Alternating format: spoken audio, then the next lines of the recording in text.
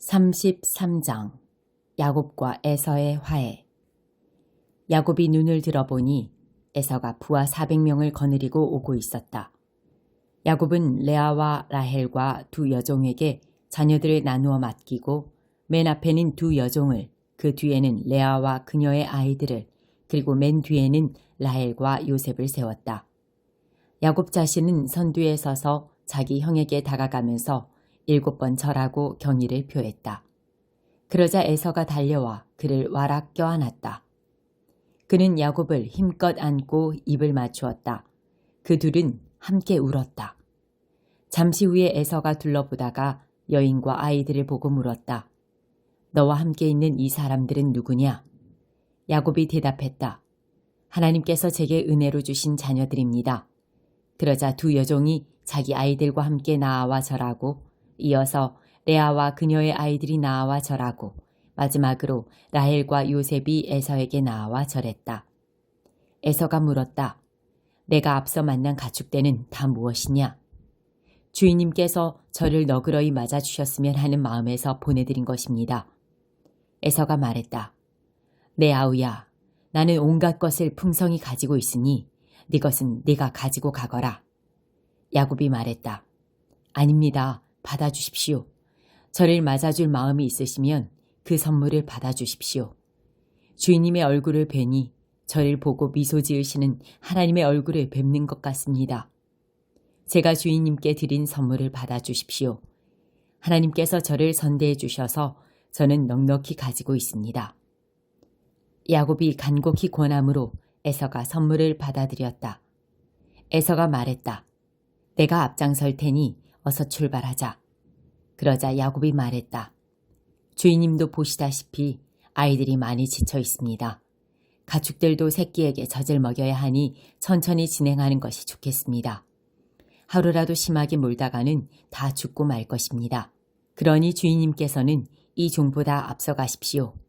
저는 제 가축대와 아이들 걸음에 맞춰서 천천히 가겠습니다. 세일에서 주인님을 만나겠습니다. 에서가 말했다. 그렇다면 내 부하 몇을 네게 남겨두도록 하겠다. 야곱이 말했다. 그러실 필요가 없습니다. 저를 이렇게 환대해 주신 것으로 충분합니다. 에서는 그날로 길을 떠나 세일로 돌아갔다. 야곱은 숫곳으로 갔다. 그는 자기가 살 집과 가축을 위한 초막을 지었다. 그리하여 그곳을 숫곳 초막이라고 부르게 되었다. 이렇게 야곱은 밧단 아람을 떠나 가나안 땅 세겜 성읍에 무사히 이르렀다. 그는 그 성읍 근방에 장막을 쳤다. 그리고 장막을 친 그 땅을 세겜의 아버지 하몰의 아들들에게서 샀다. 그는 그 땅값으로 은화 100개를 지불했다. 그런 다음 그곳에 제단을 쌓고 그 이름을 엘엘로헤 이스라엘, 이스라엘의 하나님은 강하시다 라고 했다. 4장 씨 뿌리는 농부 이야기. 예수께서 다시 바닷가에서 가르치셨다. 무리가 인산인해를 이루고 있어서 예수께서는 해안에서 좀 떨어진 배에 오르셔야 했다. 사람들이 물가로 몰려와서 배를 설교단으로 삼으신 것이다. 예수께서 많은 이야기로 가르치셨다. 들어라. 너희는 어떻게 생각하느냐? 어떤 농부가 씨를 뿌렸다. 씨를 뿌리는데 덜어는 길 위에 떨어져서 새들이 먹어버렸다. 덜어는 자갈밭에 떨어져서 금세 싹이 났으나 뿌리를 내리지 못해 해가 뜨자 곧 시들어버렸다. 덜어는 잡초밭에 떨어져서 싹이 났으나 잡초 틈새에 짓눌려 아무 소용이 없었다. 덜어는 좋은 땅에 떨어져서 무성하게 자라 농부가 생각지도 못한 큰 결실을 맺었다. 너희는 듣고 있느냐? 정말로 듣고 있느냐? 예수께서 따로 계실 때 그분 곁에 있던 사람들이 12제자와 함께 그 이야기에 대해 물었다. 예수께서 그들에게 말씀하셨다. 너희에게는 하나님 나라를 아는 깨달음이 주어졌다. 너희는 하나님 나라가 어떻게 되어가는지 안다. 그러나 아직 볼 줄 모르는 사람들에게는 모든 것을 이야기로 풀어나간다. 마음을 준비시키고 마음을 열어 깨닫도록 주의를 환기시키려는 것이다. 그들은 눈을 떴으나 하나도 보지 못하고 귀가 열렸으나 한마디도 알아듣지 못하며 돌아서지도 않고 용서받기도 거부한다. 예수께서 계속해서 말씀하셨다. 이 이야기가 어떻게 되어가는지 알겠느냐? 내가 하는 모든 이야기는 이렇게 이루어진다. 농부가 말씀을 뿌린다. 어떤 사람은 딱딱한 길가에 떨어진 씨와 같다.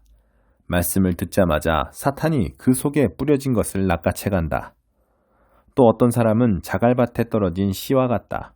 그는 처음 말씀을 들을 때는 아주 뜨겁게 반응한다. 하지만 성품의 토양이 얕다 보니 감정이 식거나 어려움이 닥치면 아무 쓸모없게 되고 만다. 잡초밭에 떨어진 씨는 천국 소식을 듣기는 듣지만 해야 할 온갖 일과 갖고 싶은 것에 대한 염려로 짓눌려 있는 사람을 가리킨다. 스트레스에 숨이 막혀서 들은 곳조차 아무 소득이 없다. 그러나 좋은 땅에 뿌려진 씨는 말씀을 듣고 품어서 생각지도 못한 큰 결실을 맺는 사람을 가리킨다. 받는 것보다 주는 것이 더 낫다. 예수께서 계속해서 말씀하셨다. 집에 등잔을 가져와서 통 속이나 침대 밑에 두는 사람이 있느냐? 탁자나 선반 위에 두지 않느냐? 우리는 비밀을 감추어 두지 않고 오히려 말할 것이다. 숨기지 않고 오히려 밝히 드러낼 것이다. 너희는 듣고 있느냐? 정말로 듣고 있느냐? 내가 하는 말을 잘 들어라. 세상에서 너희 힘으로 잘 될 수 있다는 약삭빠른 충고를 조심하여라. 받는 것보다 주는 것이 더 낫다. 베풀면 베풀물 낳는다. 인색하면 가난해진다. 많은 이야기로 말씀하시다. 예수께서 또 말씀하셨다. 하나님 나라는 어떤 사람이 밭에 씨를 뿌리고는 잊어버린 채 잠자리에 든 것과 같다. 씨는 싹이 터서 자라나는데 그는 어떻게 된 일인지 모른다. 그의 도움 없이 땅이 다 알아서 한다. 처음에는 푸른 줄기를 내고 다음에는 꽃봉오리를 내고 그 다음에는 익은 곡식이다. 곡식이 완전히 연글면 거둔다. 추수할 때가 된 것이다. 하나님 나라를 어떻게 묘사할 수 있을까? 어떤 이야기가 좋을까? 하나님 나라는 솔씨 하나와 같다. 솔씨는 땅에 떨어질 때 씨로서는 아주 작지만 일단 심으면 가지가 무성한 큰 나무로 자란다. 독수리들이 그 안에 둥지를 틀 정도다. 예수께서는 이처럼 많은 이야기로 메시지를 전해주시면서 그들의 경험과 성숙도에 맞게 이야기를 들려주셨다. 예수께서 이야기 없이는 말씀하지 않으셨다. 그리고 제자들과 따로 있을 때의 모든 것을 다시 설명해 주셨다. 혼란스러운 것을 정리하시고 얽힌 것은 풀어주셨다. 바람과 바다를 잠잠케 하시다. 그날 늦게 예수께서 제자들에게 말씀하셨다. 저편으로 건너가자. 제자들은 그분을 배에 계신 그대로 모시고 갔다. 다른 배들도 따라갔다. 그때 큰 풍랑이 일어났다. 파도가 배 안으로 들이쳐서 배가 가라앉으려고 했다. 예수께서는 배 뒤쪽에서 베개를 베고 주무시고 계셨다. 제자들이 그분을 깨우며 말했다. 선생님, 우리가 빠져 죽게 되었는데 아무렇지도 않습니까? 잠에서 깬 예수께서 바람에게 조용하라고 하시고 바다에게 고요하여라, 잠잠하여라 하고 말씀하셨다. 바람이 숨을 먹고 바다는 호수처럼 고요해졌다. 예수께서 제자들을 꾸짖으셨다. 어째서 너희는 이토록 겁이 많으냐? 그렇게도 믿음이 없느냐? 그들은 놀라고 두려워서 어쩔 줄을 몰라 했다. 도대체 이분은 누구신가? 바람과 바다도 마음대로 부리시다니. 9장 12째 달 곧 아다롤 13일에 왕의 명령이 시행되었다. 유대인의 원수들이 그들을 제압하려고 했던 바로 그날 상황은 역전되어 유대인들을 미워하는 자들을 유대인들이 제압하게 된 것이다. 유대인들은 아하수에로 왕이 다스리는 각 지방 모든 성읍에 모여 그들의 멸망을 꾀하던 자들을 공격했다. 누구도 그들을 당해낼 수 없었다. 두려워서 모두들 겁쟁이가 되었다. 더욱이 정부 관리와 대신과 총독을 비롯하여 왕 밑에서 일하는 모든 사람이 모르드게를 의식하고 유대인들을 도왔다. 그들은 모르드게를 두려워했다. 이제 그는 왕궁의 실세가 되었다. 모르드게의 권력이 커질수록 그의 명성도 더해갔다. 유대인들은 칼로 원수들을 해치우고 닥치는 대로 살육하여 자기들을 미워하는 자들에게 마음껏 복수했다. 수사 궁전에서 유대인들은 500명이나 되는 사람을 죽였다. 그들은 또 유대인의 대적이요 함무다다의 아들인 하만의 10 아들도 죽였다. 바산다다, 달본, 아스바다, 보라다, 아달리야, 아리다다, 바마스다, 아리세, 아리데, 외사다, 그러나 그들은 제사는 약탈하지 않았다. 그날 모든 일이 끝난 뒤에 궁전에서 죽임당한 자들의 수가 왕에게 보고되었다. 왕이 왕비 에스더에게 말했다. 이곳 수사 궁전에서만 유대인들이 500명을 죽였고 하만의 10 아들도 죽였소. 그러니 나머지 지방에서야 어떻겠소? 그 밖에 그대가 더 원하는 것이 무엇이오? 말만 하시오. 그러면 그대 뜻대로 될 것이오. 그대의 소원이 곧 나의 명령이오. 왕비 에스더가 대답했다. 왕께서 괜찮으시다면 수사의 유대인들에게 이 명령의 기한을 하루만 더 연장해 주셔서 하만의 10 아들의 시체를 교수대에 매달아 모두가 보게 해 주십시오. 왕은 그렇게 하라고 명령했다. 명령은 연장되었고 하만의 10 아들의 시체는 공개적으로 매달렸다. 수사의 유대인들이 다시 모여들었다. 아달월 14일에 그들은 수사에서 300명을 더 죽였다. 그러나 이번에도 제사는 약탈하지 않았다. 한편 왕이 다스리는 나머지 지방에서는 유대인들이 단결하여 스스로를 지키고 압제에서 벗어났다. 아달월 13일에 그들은 유대인을 미워하는 자 7만 5천 명을 죽였으나 제사는 약탈하지 않았다. 그들은 이튿날 14일에 쉬면서 풍성한 음식으로 잔치를 벌이며 즐거워했다. 그러나 수사에서는 유대인들이 13일과 14일 이틀에 걸쳐 일을 벌였으므로 15일을 경축일로 삼아 잔치를 벌이면서 즐거워했다. 그래서 지방의 시골 마을에 사는 유대인들은 아달월 14일을 기념하여 잔치를 벌이고 선물을 주고받는다. 모르드게는 이 모든 일을 기록하고 그 사본을 지역과 관계없이 아하수에로 왕이 다스리는 모든 지방의 유대인들에게 보내어 해마다 아달월 14일과 15일을 유대인들이 원수들에게서 해방된 기념일로 지키도록 명령했다. 그달에 그들의 슬픔이 기쁨으로 변했고 애통이 축제와 웃음의 경축일로 바뀌어 서로 선물을 주고받고 가난한 이들을 보살폈다. 그들은 명령대로 그날을 지켰다. 그때부터 시작된 것이 전통이 되어 모르드게가 지시한 대로 계속 시행되었다. 모든 유대인의 대적인 아각 사람 함무다다의 아들 하만은 모든 유대인을 멸할 음모를 꾸몄다. 그는 부르를 뽑아 그들을 공포에 떨게 하고 멸망시키려 했다. 그러나 왕비 에스더가 나서서 탄원하자 왕이 문서로 명령을 내렸고 하만이 꾸민 악한 계략은 결국 하만 자신에게로 돌아갔다. 하만과 그 아들들은 교수대에 매달렸다. 그래서 이 두 날을 제비를 뜻하는 부르라는 단어를 따서 부림이라고 부른다. 유대인들은 모르드게가 보낸 편지에 적힌 모든 말을 명심하고 자신들이 겪은 모든 일을 기념하여 이날을 계속 지키기로 뜻을 모았다. 해마다 그 편지에 기록된 두 날을 기념하는 일은 그들과 그 후손과 장래의 모든 계종자들에게도 전통이 되었다. 이 두 날은 모든 지방과 성읍에서 모든 세대가 기억하고 지켜야 할 명절이 되었다. 이 부림의 날들은 유대인들이 절대로 소홀히 해서는 안 되는 날이자 그 후손에게도 절대 잊어서는 안 되는 날이 되었다. 아비하일의 딸 왕비 에스더는 왕비의 전권으로 유대인 모르드게를 지원하여 그가 기록한 내용을 지지하고 승인하는 두 번째 편지를 썼다. 모르드게는 아하수에로가 다스리는 나라 127개 지방 전역의 모든 유대인에게 위로와 격려의 편지를 보내어 이 부림의 날들이 유대인 모르드게가 정한 날로 달력에 자리 잡게 했다. 이날은 그들 자신들뿐 아니라 후손도 금식하고 울며 부르짖는 날로 정해졌다. 에스더의 명령은 부림의 전통을 견고하게 해주었고 그 내용은 책에 기록되었다. 4장 하나님을 신뢰하십시오. 그렇다면 우리 믿음의 첫 조상 아브라함 이야기를 이 새로운 관점에서 보면 어떨까요? 만일 아브라함이 하나님을 위해 이룬 일로 하나님의 인정을 얻어낸 것이라면 당연히 그 공로를 인정받았을 것입니다. 그러나 우리에게 전해진 이 이야기의 주인공은 하나님이지 아브라함이 아닙니다. 성경은 우리에게 이렇게 말합니다. 아브라함은 하나님이 그를 위해 하시는 일에 뛰어들었다. 바로 그것이 전환점이 되었다.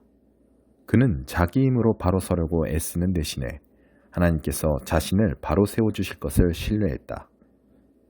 만일 여러분이 열심히 해서 어떤 일을 잘 해낸다면 여러분은 보수를 받을 자격이 생깁니다.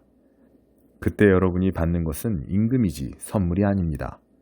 그러나 여러분이 그 일을 감당할 수 없어 오직 하나님만이 하실 수 있는 일이라고 인정하고 그분께서 해주실 것을 신뢰한다면 바로 그 신뢰가 여러분을 하나님에 의해 하나님 앞에 바로 세워줍니다.